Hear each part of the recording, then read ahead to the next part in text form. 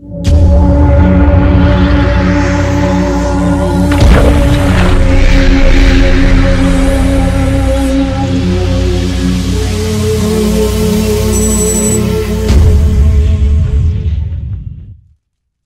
to Cyberpump.com's How to Transform Your Physique, number 242. This week, I'd like to talk to you about repetition efficiency. It's something that, again, I'm not sure if anyone's used it before. I'm sure they probably have. But it's really two words that I put on how efficient you perform a repetition. And I ask you to keep an open mind because for over 30 years, I thought I was performing my reps correctly, or at least I thought I was in the right direction of performing my reps correctly.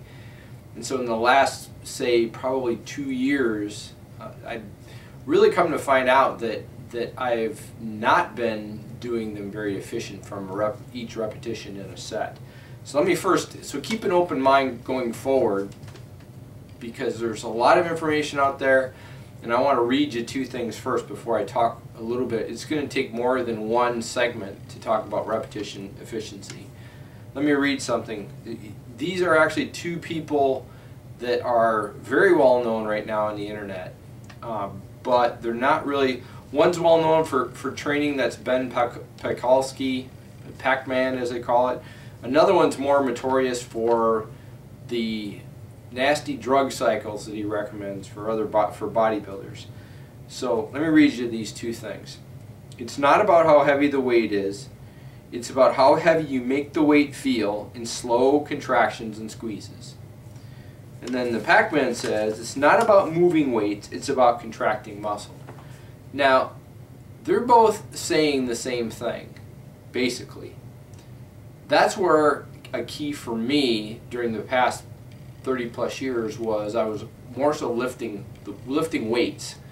I was not really efficient with my repetition. So let me read these again. It's not about how heavy the weight is, it's about how heavy you make the weight feel with slow contractions and squeezes. And then the Pac-Man again, it's not about moving weights. Again, that's like just going and lifting weights. It's about contracting the muscle. Now, repetition efficiency. For the perfect repetition, I'm going to use 100%, which would be a perfect repetition. The problem with that is when I talk about this now in this segment and in future segments, we're not going to be able to measure repetition efficiency. It's not something you can outwardly measure. Now, there are indications of how efficient you are when you're doing the repetition, or actually when you watch someone perform a repetition. But you really can't get in their head when they're doing the set. And that's really a key part of it, and I'll get into that into a future segment. One of the things I have learned, and people may not agree with me, I'm sure there'll be plenty who may disagree with me, but if you're moving the weight during a set 1 to 2 seconds, you're not getting the repetition efficiency you should. And it's no wonder that you have to do a lot of sets in order to actually get to the point where the muscle is going to have to recover. So now you're probably going to ask, so they're super slow, wait, that's too slow. Okay, that's 10 seconds. The weight, in my opinion, if you're doing a 10-second repetition, the weight's going to be too low. So the sweet spot is probably somewhere between 3 to 5 seconds. And again, there's nothing scientific about that. It's basically a lot of years, especially in the last 2 years, a lot of experimenting myself.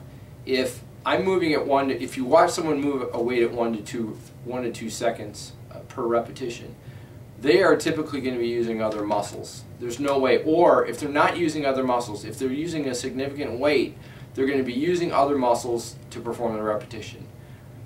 1 to 2 seconds with a light weight's not going to do anything either. And maybe you have to wait until the final repetition you get close to failure. But again, not very efficient. When you just wasted the first, say you're doing a 10 rep set, you wasted the first 8 reps to do 2 reps, maybe you're moving slow in the last 2 reps. And even then again, if you're performing an 8 to 12 repetition set, if you're moving at 1 to 2 seconds, you've got to be using other muscles to move the weight. So In the future, I'm going to give it actually numeric in the next segment. I'm going to actually try and put down on paper a numerical example when I'm talking about with respect to repetition efficiency. And one of the other things I've actually come about and learned, or I guess come to the conclusion, and people talk about making gains, and whether someone, I'm 52 right now, whether someone as they get older, if they've been training, for example, as long as I have, make gains in muscle. And again, we're not talking the bulking because you're eating 4 gallons of ice cream and a pizza and putting on and ending up at 35% body fat and flexing your arms on Facebook or something like that. That's not what we're talking about here. We're talking about muscle gain. And one of the things that I now believe is that yes, when you're older, there's no question, even if you've been training a long time, you can gain more muscle. And the reason why is because if you increase your repetition efficiency and a couple other things, and when you're talking about full development of your body, so say for example, I'm not doing my back with a hoot, and I've been doing it as far as how I trained my back for the last 30 years. If my efficiency's been 50%, okay, and I'm not really hitting the targeted muscle, as this points out here about contracting the muscle, as I've actually read a couple times.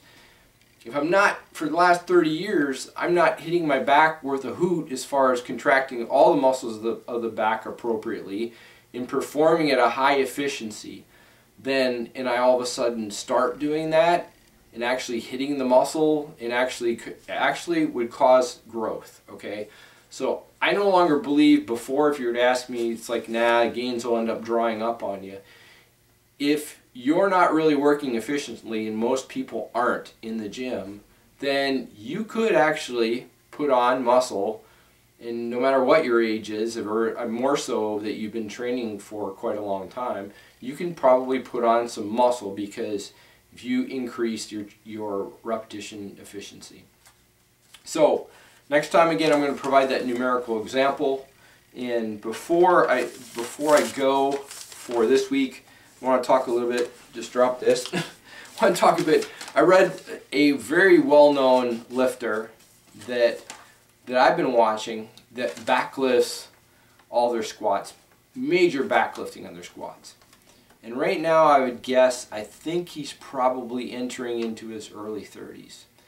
So everybody that I've seen, especially, or not everybody, the majority of people that I know and everything, when they start hitting towards mid-30s, and especially if they're powerlifting and they're abusing their lower back, some bad things start to happen about mid-30s as you go into the mid-30s. And I saw that they were talking about, more like bragging, that they've been training squats and deadlifts for like 4 days in a row. And in the mere fact that this person completely backlifts their squats, okay, it's basically a good morning. I keep watching that and say, okay, it's just a matter of time. And so this video is going to document that. It's just a matter of time before this guy gets injured, and he's going to get injured but good. So note the date, and if it does, I hope it doesn't happen. But one of two things: either he's going to get injured, or there's no way he's going to be continuing powerlifting, okay? The other thing, as part of it, more supplement lines. It seems everybody and their brother that's out there now is, I guess supplements are a billion-dollar industry, so everybody and their brother now is starting their own supplement line. So it's kind of interesting because back 30 years ago there was no such thing. And so I guess with the explosion of social media and everything, the end thing is to start your own supplement line. And I keep wondering, well, what's the difference between one versus the other? And in reality, there isn't. It's probably the same bulk materials are going, they're basically just slapping a different label on it. The other thing is I want to kind of rant about is cell phones in the gym. So you can't be really serious in focusing on training if you're reading an article in between your sets. Again, yeah, I walked 10 miles uphill in a snowstorm, but over 30 years, for example, there were no cell phones in the gym. So you really couldn't get a call or text someone or read an article in between sets. So the other thing as part of that is people that are doing it and then camping on the machines as well. No one thinks for the camping on the machines that happens now, no one would ever think that someone would want to move quickly between machines, I guess. So put your cell phones away and focus on your training when you're in the gym. Now, listening to music, that's a different story. But put the cell phone away. Next week, again, I want to actually get into repetition efficiency and trying to define it more. And also as part of that is what the hands and feet are very, very key in improving your repetition efficiency. I'm going to be getting into that into a future segment as well. Have a great week and see you next week.